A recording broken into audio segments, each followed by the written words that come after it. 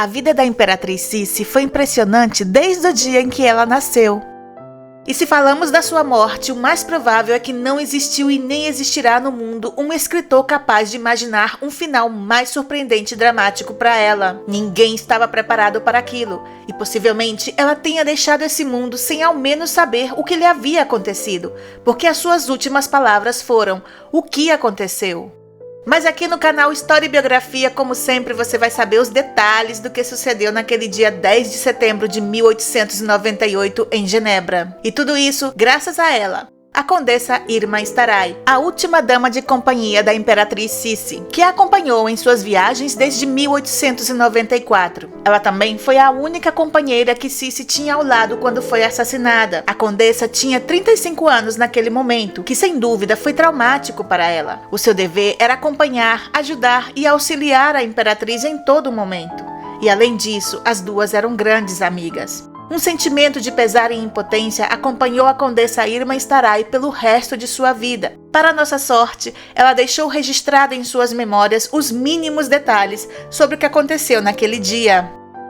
Mas antes, se você ainda não estiver inscrito e gosta de saber sobre grandes monarcas do passado, por favor, assine o nosso canal, deixe um comentário sobre esse vídeo e dê um like se você gostar. E agora sim, vamos ver como foi a última viagem da Imperatriz Sissi.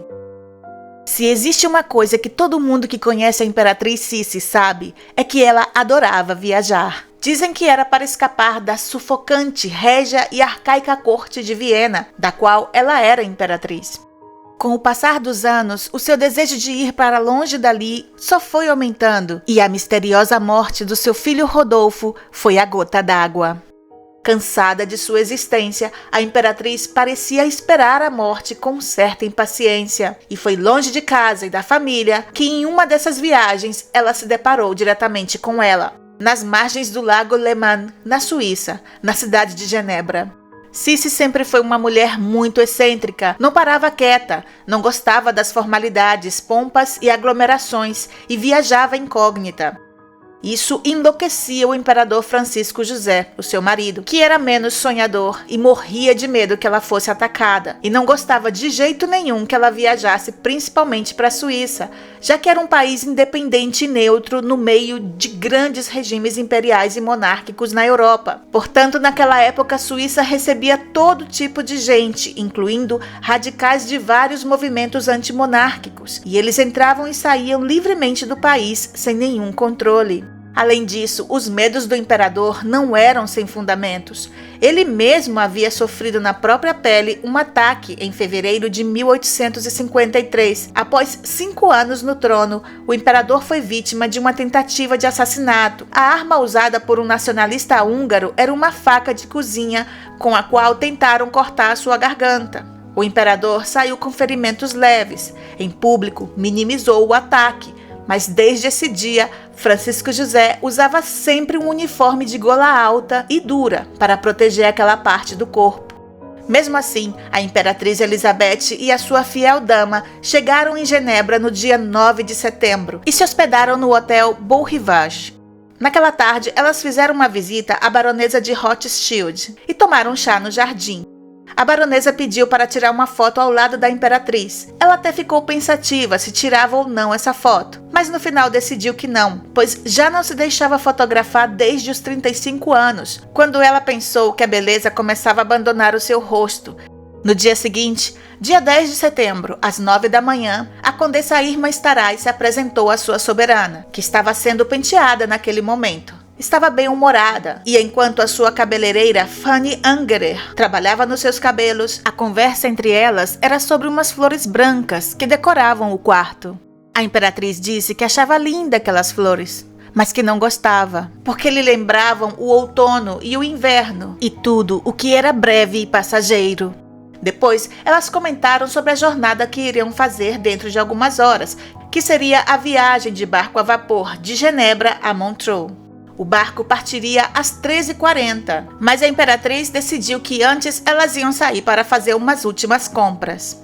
A Imperatriz Sissi não gostava de chamar a atenção, por isso ela sempre mandava o séquito que a acompanhava antes, de trem à cidade de Territet, onde ela chegaria depois, incógnita, somente na companhia da sua dama. Entre eles estava o homem responsável pela sua segurança, que foi designado pelo imperador Francisco José.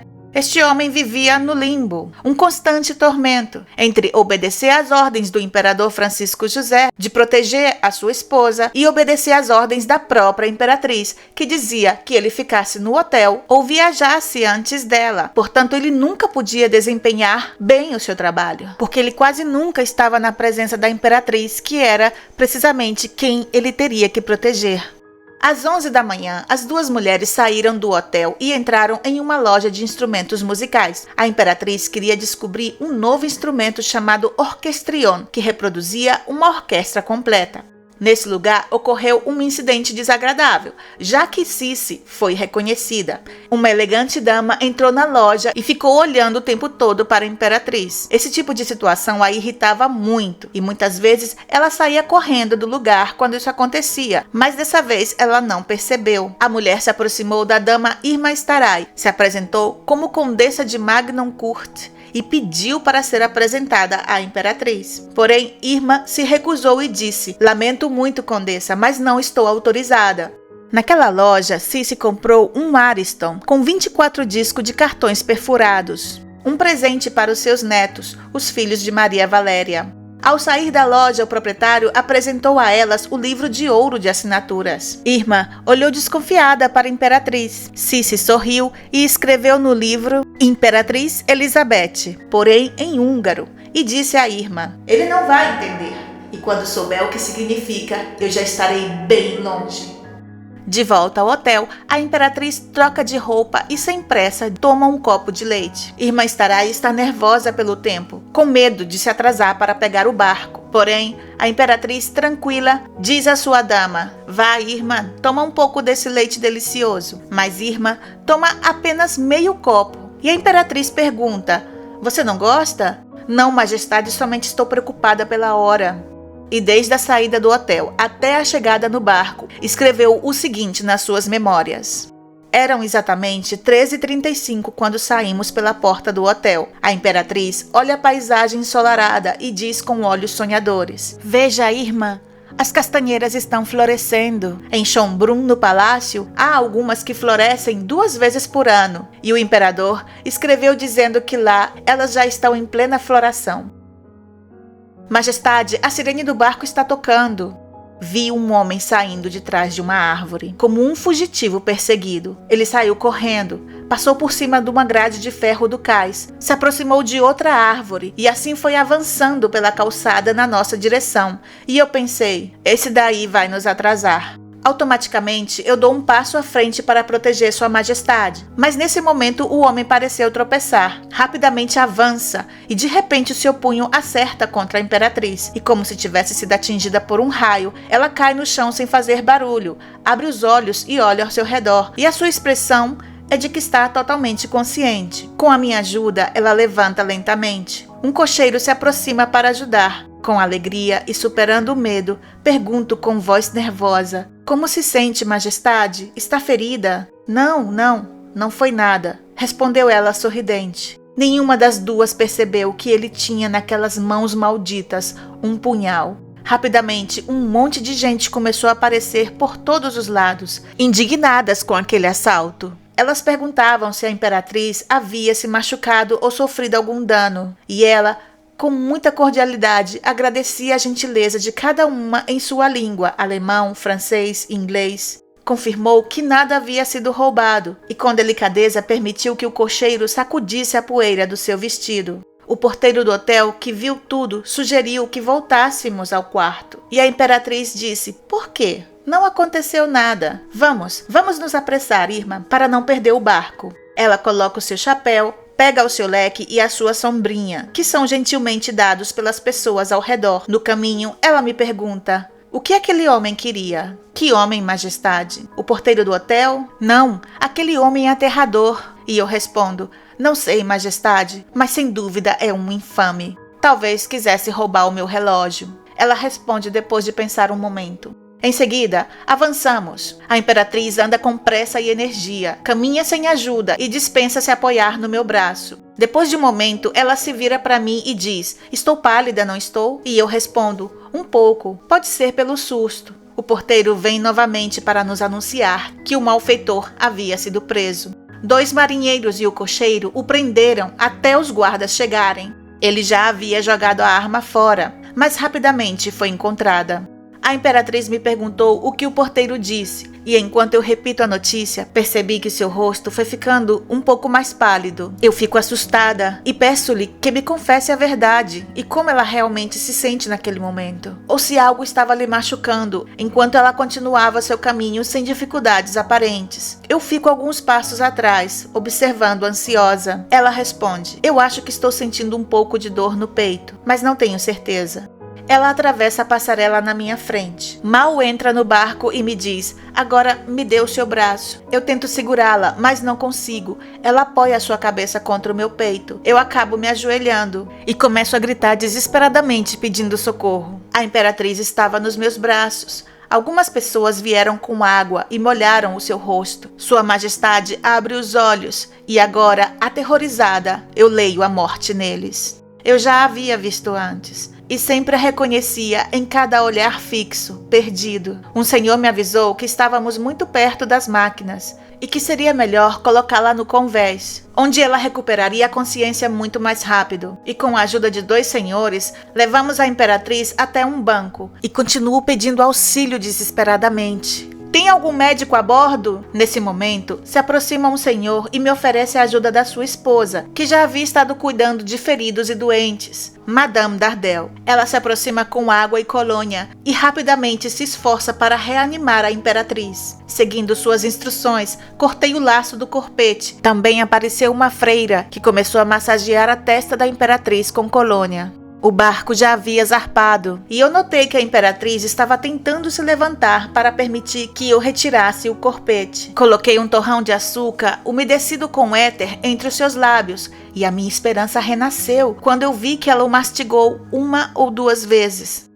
A imperatriz abriu os olhos e olhou como se perguntasse onde estava e como havia chegado até ali. Se levantou um pouco com a nossa ajuda e se sentou. E murmurou na direção da desconhecida que a cuidava e disse obrigada em francês. E embora permanecesse sentada sem ajuda, ela aparentava estar totalmente ausente. Seus olhos estavam perdidos. Os passageiros começaram a se afastar e ficamos apenas 4 em volta de Sua Majestade, Madame Dardel, a freira, um criado que sempre nos acompanhava de longe para que eu pudesse dar-lhe ordens em húngaro, e eu mesma. Ajoelhada diante da imperatriz, eu observava os seus gestos com extrema atenção e rezava para obter misericórdia divina. Seus olhos agora se fixaram nas montanhas ao nosso redor. Depois, pousaram sobre mim, para nunca mais abandonar a minha memória. Ela perguntou: "O que aconteceu?" Foram as suas últimas palavras. Daí, se deitou de costas já sem consciência.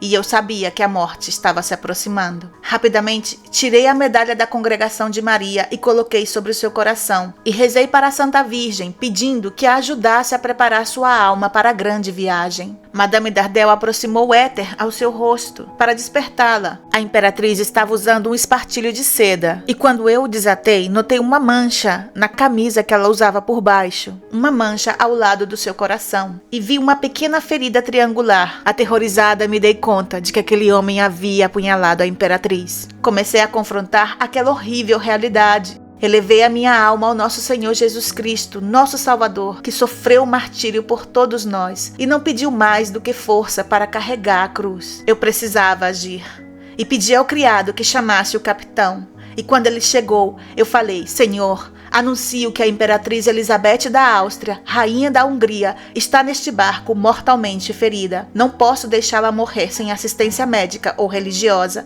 Por favor, volte imediatamente ao porto." Ele obedeceu sem dizer uma palavra e voltou para Genebra. A imperatriz estava totalmente inconsciente. Quando chegamos de volta ao porto, colocamos a imperatriz em uma maca improvisada com remos e uma lona, e ela foi carregada por 6 homens. Enquanto nos dirigimos ao hotel, Eu a cubro com a sua grande capa negra. Um homem abriu a sua sombrinha para proteger o seu rosto. Já havia ali uma multidão curiosa que se aglomerou ao ver o barco voltar, pressentindo uma tragédia. Esse triste retorno aos lugares que a imperatriz havia deixado pouco tempo atrás, bastante entusiasmada, era dilacerante. Assim que chegamos no seu quarto, a colocamos na cama e já havia um médico presente. Um segundo médico chegou rapidamente. Também estavam ali Madame Meyer, a esposa do dono do hotel, e uma enfermeira inglesa. Mostro a ferida ao doutor. Ele a examina com atenção e me olha, deixando claro que não há mais nenhuma esperança. Eu já sabia. Mesmo assim, ver a confirmação do médico me deixou atônita. Ela estava viva ainda, mas mal respirava. O padre chegou a tempo para dar-lhe a extrema unção. Na verdade, eu não sabia se ainda havia alguma vida nela ou se a sua alma nobre já estivesse subido ao céu sem esperar pelos últimos sacramentos. Possivelmente naquele momento já estivesse à porta do céu com a bênção do nosso Senhor. E eu só tinha a sensação de que um grito de dor deveria se fazer presente e ressoar até os confins da terra. Mas naquele momento veio à minha mente que a notícia poderia chegar ao imperador de outra maneira. E isso jamais poderia acontecer. Reúno as forças que me restam e envio um telegrama para o secretário do imperador. Sua Majestade a Imperatriz foi gravemente ferida. Anuncie a Sua Majestade o Imperador com diligência. Depois de enviar o telegrama, o cônsul da Áustria-Hungria aparece para oferecer os seus serviços. Eu lhe dou todos os detalhes da catástrofe e peço que ele avise ao ministro de Assuntos Exteriores. Às 14h40, o médico pronuncia a terrível palavra, morte, para essa grande e bela alma submissa, que foi submetida às provas mais duras. Ela havia deixado esse mundo. Me coloquei na cabeceira da cama e olhei para o seu rosto, pálido. Refletia uma paz celestial. Nenhum nervo palpitava nele. Havia apenas um olhar dirigido ao céu e um doce sorriso que parecia ainda pensar na vida. Fiz o sinal da cruz sobre a sua testa e fechei os seus olhos. E depois coloquei o meu rosário entre os seus dedos e juntei as suas mãos sobre o peito. Com a ajuda da enfermeira, arrumei o quarto mortuário. Sobre a mesinha do lado da cama, coloquei um crucifixo e 4 velas acesas. Levamos para a sala aquelas flores de outono que decoravam o quarto, as mesmas que ela tinha comentado naquela manhã. Depois de fazer esses arranjos, eu enviei outra mensagem ao secretário do imperador. Sua Majestade, a Imperatriz, apagou-se.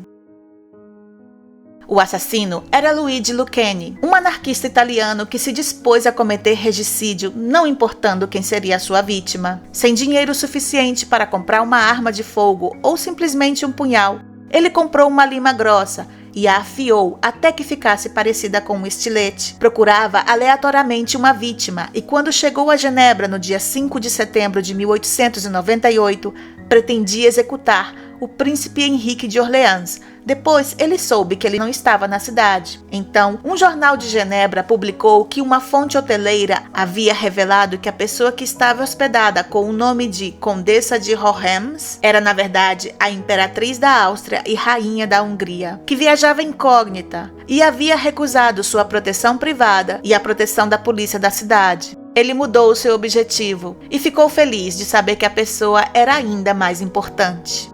A condessa Irma Staray também esteve presente durante a autópsia que foi realizada no corpo da imperatriz. O golpe foi feito com uma força extraordinária, pois a arma penetrou no peito, alcançando uma profundidade de 8,5 centímetros.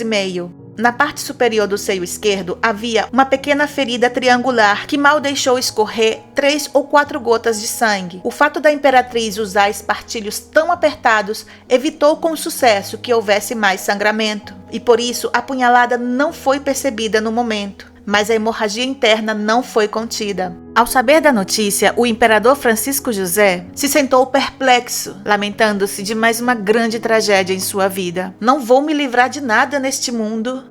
Às 9 da manhã do dia 14 de setembro, o corpo de Elizabeth da Áustria foi retirado do hotel de Genebra. Cercado pela multidão, um grande séquito com todos os membros oficiais se aglomeravam fora do hotel. Um cortejo fúnebre o acompanhou até a estação de trem, que foi completamente fechada para a ocasião. Quando o corpo chegou a Viena, foi colocado em uma carruagem fúnebre, utilizada exclusivamente pelos soberanos da Áustria. Foram 2 dias de velório, nos quais milhares de pessoas passaram diante do caixão fechado. No sábado, 17 de setembro, muitos já estavam lá desde o dia anterior para ver o cortejo fúnebre da imperatriz.